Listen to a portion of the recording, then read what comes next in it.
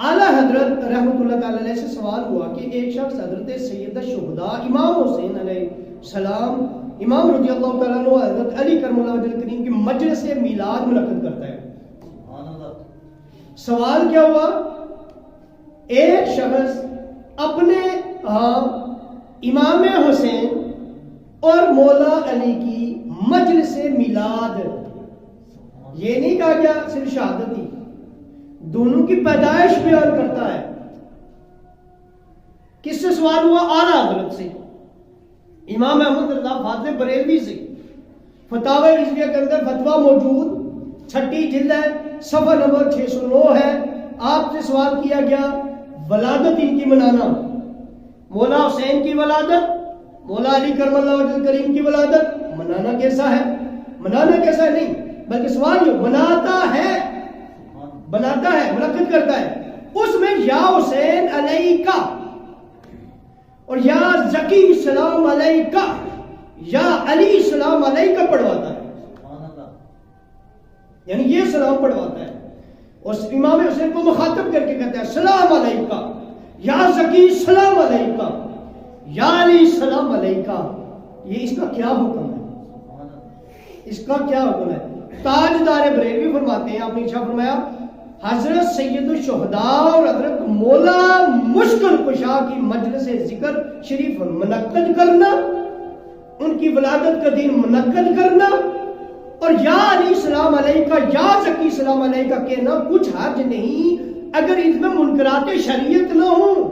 जैसे अहले तशरीह मनाते हैं ना, उसमें मुनकरात भी बहुत होते हैं, अगर वो ना हो तो ये मजलिस मुनक्किद करना और इस तरह से उनको पुकारना, ये कोई राफजी होना नहीं है। इमाम अहमद रज़ा फातिह बरेलवी इसका फतवा दे रहे। जब तुम फतवाए रिज़विया पढ़ते ही नहीं हो तो रिज़वी कहलाते क्यों हो? रिज़वी कहलाने से पहले तुम्हें चाहिए कि तुम जिसको अपना बाप मानते हो उसका पहले फतवा तो पढ़ो। उन्होंने लिखा हुआ है कि कोई हर्ज नहीं है मुनक्किद करना भी और अलैका सलाम कहना भी कोई हर्ज नहीं।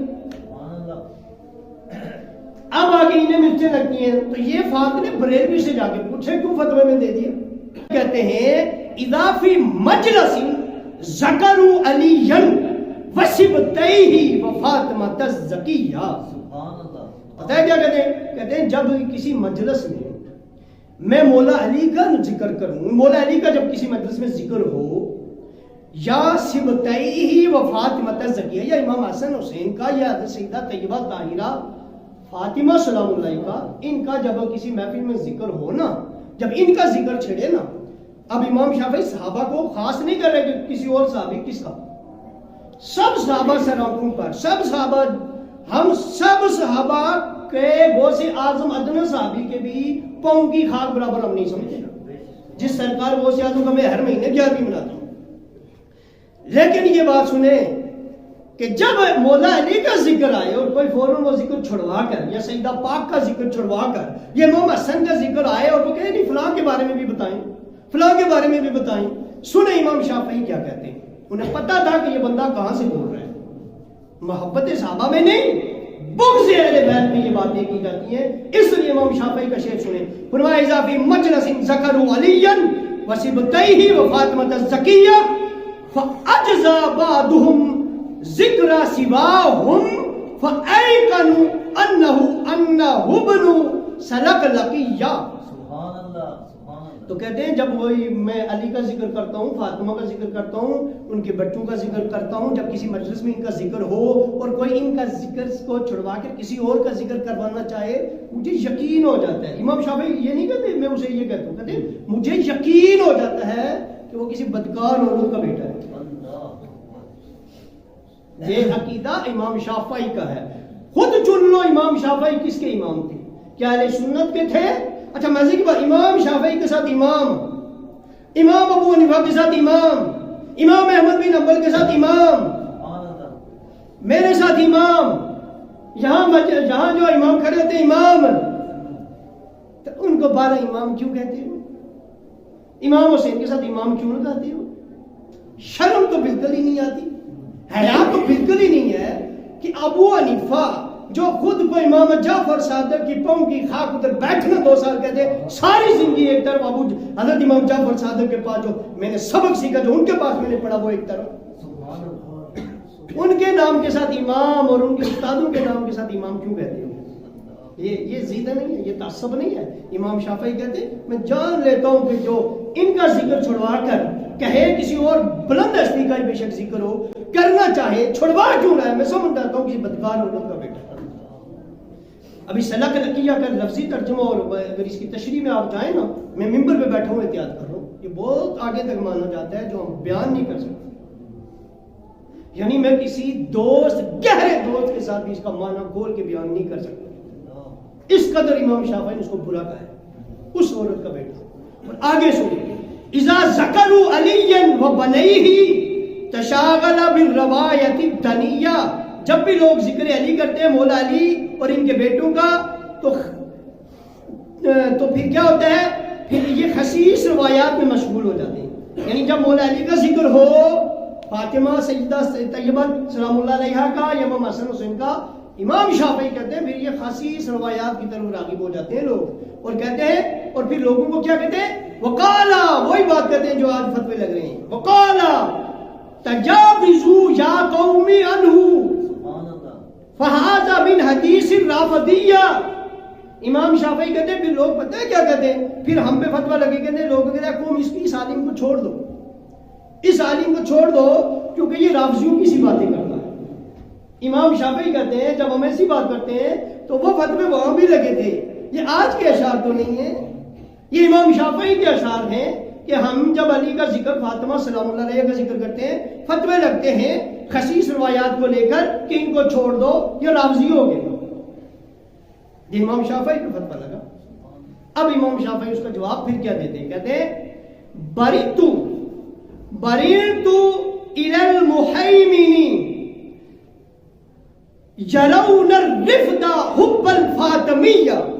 آپ کہتے ہیں اے قوم، آپ کہتے ہیں کہ میں ایسے لوگوں سے اللہ کی پناہ میں آتا ہوں جو اولاد فاطمہ کی محبت کو رفض گمان کریں، جو سیدہ پاک کی اولاد کو اور ان کی محبت کو رفض گمان کریں۔ امام شافعی کہتے ہیں میں ان سے بری ہوں، اور کہتے ہیں علی آل رسول اللہ صلاۃ ربی، علی آل رسول اللہ صلاۃ ربی ولعنتہ لتلک الجاہلیہ۔ کہتے اے آل نبی تم پر تو میرے رب کا درود ہو، اور جو تمہارے بغض میں جاہل ایسی باتیں کرتے ہیں ان پہ اللہ کی لعنت ہو۔ یہ امام شافعی کہہ رہے ہیں، امام شافعی کہتے ہیں اس پہ لعنت ہو اللہ کی جو تمہارے بغض میں ایسی جاہلانہ باتیں کرے کہ میں اہل بیت میں تمہارے تعریف کروں اور تم پر اہل بیت اللہ کا درود ہو، سلام ہو۔ کہتے ہیں آل النبی ذریتی وہم الیہ وسیلتی۔ آپ فرماتے ہیں آل النبی ذریتی وہم الیہ وسیلتی ارجو بہم اعطا غدن بید الیمین صحیفتی۔ کہتے ہیں کہ میں اہل بیت کو، یہ اہل بیت آل النبی ذریتی وہم الیہ وسیلتی، یہ اللہ کی طرف میرا وسیلہ بھی ہے اور میری نجات کا ذریعہ بھی ہے۔ اہل بیت امام شافعی، اتنا بڑا علم، اتنا بڑا کمال، اتنی باتیں، اتنی ریاستیں، آج پوری قوم سعودیہ میں کتنے لوگ شافعی ہیں، اس ہستی کو امام مانتے ہیں، اور وہ امام اپنی ساری محنت کو ایک طرف رکھ کے پتہ ہے کیا کہتے ہیں؟ میری نجات کا جو ذریعہ ہے وہ اہل بیت ہے۔ کہتے ہیں وہ میری نجات کا ذریعہ ہے اور وہی میرا وسیلہ ہے، اور کہتے ہیں کہ مجھے امید ہے ارجو بہم اعطا غدن بید الیمین صحیفتی، کہ ان کی ہی وجہ سے قیامت والے دن نامہ اعمال میرے بید الیمین صحیفتی، میرے جو نامہ اعمال ہیں وہ میرے دائیں ہاتھ میں دیے جائیں گے۔ کہتے ہیں اہل پاک کی محبت کی وجہ سے امام شافعی کہتے ہیں مجھے امید ہے کہ میرے نامہ اعمال میرے ہاتھ میں دیے جائیں گے۔ پوچھو امام شافعی سے آپ کی باتیں کدھر گئی، آپ کی ریاستیں کدھر گئی، آپ کی اتنی محنت، اور آپ کہہ رہے ہیں یہ سب کچھ ایک طرف وسیلہ نجات کا آل نبی ہے، ان کی وجہ سے میرے ہاتھ میں دیا جائے۔ اب اگر مجھے بتائیں کہ میں کسی بھی رافضیوں سے یا شیعوں کی کتابوں سے بولوں تو آگے پکڑے، اور اگر اہل سنت کی کتابوں سے بولوں تو پہلے ان پہ فتوے لگاؤ کہ کیونکہ میں ان کے الفاظ دہرا رہا ہوں. فاضل بریلوی پہ پہلا فتویٰ لگاؤ کیونکہ میں نے ان کا فتویٰ سے شروع کیا بات. اب سنیں پیر مہر علی شاہ صاحب، یہ آپ دیکھ رہے ہیں تصفیہ ہے، تصفیہ ہے یہ، اور یہ پیر مہر علی شاہ صاحب کی بات ہے، میری بات نہیں ہے. اب احتیاط کرنا، جو باتیں میں سناؤں گا وہ پیر مہر علی شاہ صاحب کی، اور انہوں نے کیونکہ آج امام حسین کا دین ہے، میں اس لیے یہ موضوع میں نے لایا ہے، امام حسین علیہ السلام کی محبت کا آج ہمارا موضوع ہے. تو سنیں پیر مہر علی شاہ صاحب نے جو باتیں فرمائی ہیں، میں تصفیہ کے اندر یہ پیر مہر علی شاہ صاحب نے جو پہلی حدیث لائے ہیں نا، جو پہلی آیت لائے ہیں نا، وہ لائے ہیں وہ قرآن مجید کی مباہلے والی حدیث آیت، جس میں اللہ نے کہا تھا محبوب ان سے کہو تم اپنے بیٹے بلاؤ ہم اپنے بیٹے لے آتے ہیں، تم اپنی عورتیں لے آؤ ہم اپنی عورتیں لے آتے ہیں، تم اپنی جان لے آؤ ہم اپنی جانیں لے آتے ہیں، اور پھر بدعا نکالتے ہیں یہودیوں کو مخاطب کر کے، عیسائیوں کو. ٹھیک ہے، یہ قرآن کی آیت ہے نا کہ ان مثل عیسیٰ عند اللہ کمثل آدم، عیسیٰ علیہ السلام کی مثال بھی اللہ کہتا آدم کی طرح ہی ہے. وہ عیسیٰ علیہ السلام کو اللہ کا بیٹا کہتے تھے نا، اللہ نے کہا نہیں آدم کی طرح ہی ہے. آدم خلقہ من تراب، ان کو اللہ تعالیٰ نے مٹی سے بنایا، ثم قال لہ کن فیکون، اور اللہ نے ان سے کہا ہو جا تو ہو گئے. ٹھیک ہے نا، اس میں اللہ عیسیٰ علیہ السلام کی بحث تھی حضور کے ساتھ. اللہ نے جو فرمایا وہ کیا، فمن حاجک فیہ من بعد ما جاءک من العلم، جب ان کے پاس یعنی علم آ گیا اس کے بعد بھی یہ آپ سے لڑائی جھگڑے کرتے ہیں عیسیٰ علیہ السلام کے معاملے میں، تو فقل، آپ ان سے کہہ دو تعالوا ندعو ابناءنا وابناءکم ونساءنا ونساءکم وانفسنا وانفسکم، کہ تم اپنی عورتیں ہم اپنی عورتیں، تم اپنے بچے ہم اپنے بچے، تم اپنا نفس لے آؤ، اپنی جان لے آؤ اور ہم اپنی جان لے آؤ. پھر کیا کریں گے، ثم نبتہل فنجعل لعنت اللہ علی الکاذبین، پھر ہم بدعا نکالیں گے جو حق پر ہوگا کہ اللہ کی جھوٹوں پر لعنت ہو. اتنی بڑی بات حضور کہہ رہے ہیں لعنت ہو جو جھوٹا ہو، یہ قرآن کی آیت ہے. اس پر پیر مہر علی شاہ صاحب نے جو تشریح لکھی وہ سنیں، کمال کی ہے. اب آپ نے میرے پاس اتنا وقت نہیں رہا، یہ میں ساری باتیں آپ کو پیر مہر علی شاہ صاحب کا عقیدہ سنوں اہل بیت کے حوالے سے، لیکن شارٹ میں بات بتاتا ہوں. اور دوسرے روز جب حضور صلی اللہ علیہ وسلم آئے، دیکھتے ہیں کہ حضور صلی اللہ علیہ وسلم جناب حسین علیہ السلام کو گود میں اٹھائے ہوئے، امام حسین علیہ السلام کا، امام حسین علیہ السلام کا، یہ الفاظ یہاں پر رضی اللہ نہیں لکھا گیا. ہم کہتے ہیں رضی اللہ، انکار نہیں ہے، لیکن علیہ السلام نہ لکھا گیا ہوتا کہ ابھی اٹھ کے دیکھ سکتے ہیں. پیر مہر علی صاحب نے لکھا ہے امام حسین علیہ السلام کا ہاتھ پکڑے ہوئے آئے، جناب سیدہ نساء آپ کے پیچھے اور سیدنا علی ان کے پیچھے تشریف لا رہے تھے. آپ صلی اللہ علیہ وسلم ان سے فرماتے تھے اگر نصارہ مبالغہ کو آگے تو میں دعا مانگوں گا، میں دعا مانگوں گا کہ اور تم سب مل کر آمین کہنا. جب نصارہ نے یہ نقشہ دیکھا تو کانپ گئے، یعنی دیکھا کہ کون ہستیاں آ رہی ہیں، ایک حضور، سیدہ پاک، امام حسن، امام حسین، مولا علی، وہ کانپ گئے.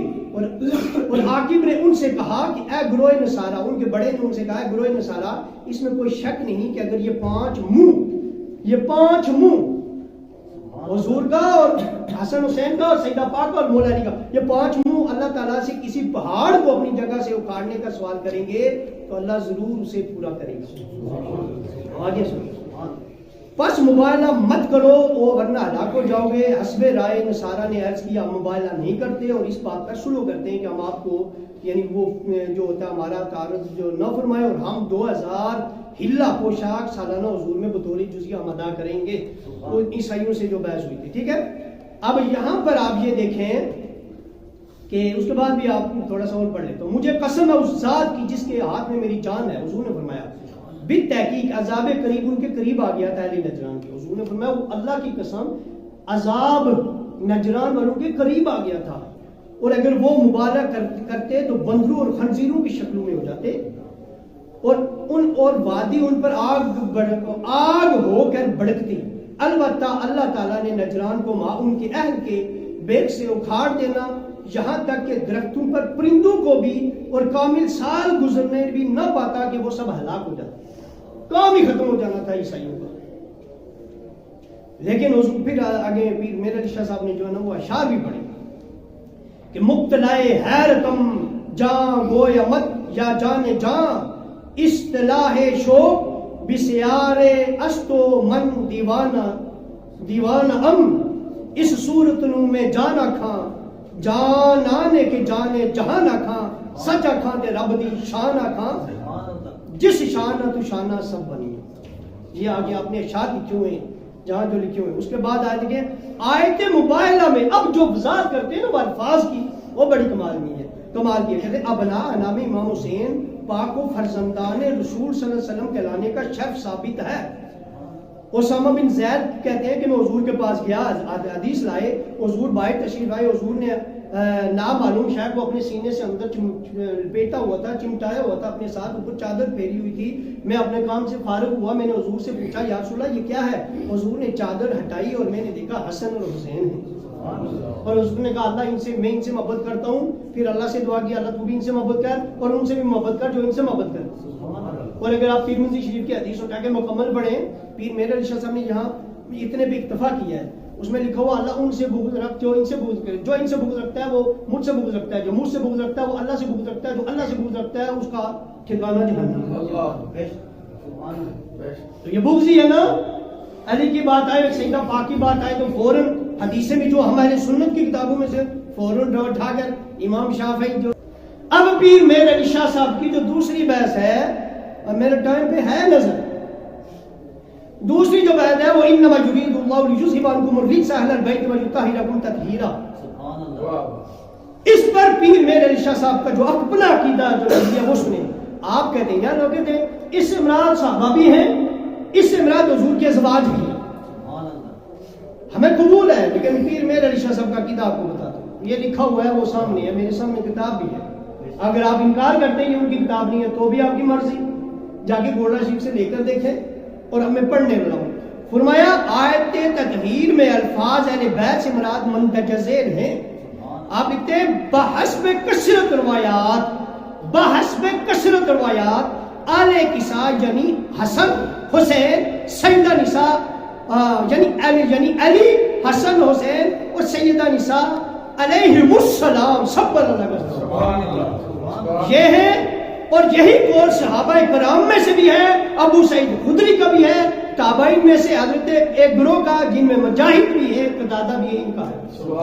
اور اس کے بعد آپ لکھتے ہیں کہ جمہور جو ہیں ان کا قول یہ بھی ہے کہ اہل بیت فریقین یعنی امہات المومنین اور آل ابا یعنی سیدہ پاک امام حسن امام حسین اور یہ بھی شامل ہے, یعنی امہات المومنین بھی ہے. میں کہنے کا میرا مطلب یہ ہے, یہ میں نے آپ کے سامنے وہ عرض کیا ہے جو پیر میرے علی شاہ صاحب نے کتاب کے اندر تصفیہ کے اندر لکھا ہے, اور ابھی میں نے باتیں نہیں پڑھی. ابھی اگر میں اسی کو اینڈ تک لے جاتا آپ حیران ہو جاتے کہ یہ ممبر پہ کوئی اہل سنت کا بیٹھا ہوا ہے, یہ شیعوں کا بیٹھا ہوا ہے. میں آپ سے پوچھوں کہ یہ پیر میرے علی شاہ صاحب کون تھے, ہو بہو ان کے الفاظ پڑھے اور پھر فیصلہ کریں.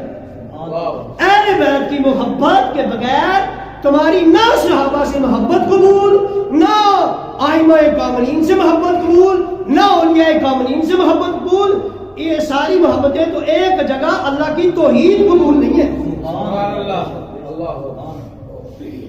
در منصور جا کے پڑھے, امام جلال الدین سیوطی سے پوچھیں آدم علیہ السلام کیوں توبہ کر رہے اللہ کی بارگاہ میں آل پاک کی, آل پاک کا حوالہ دے کر.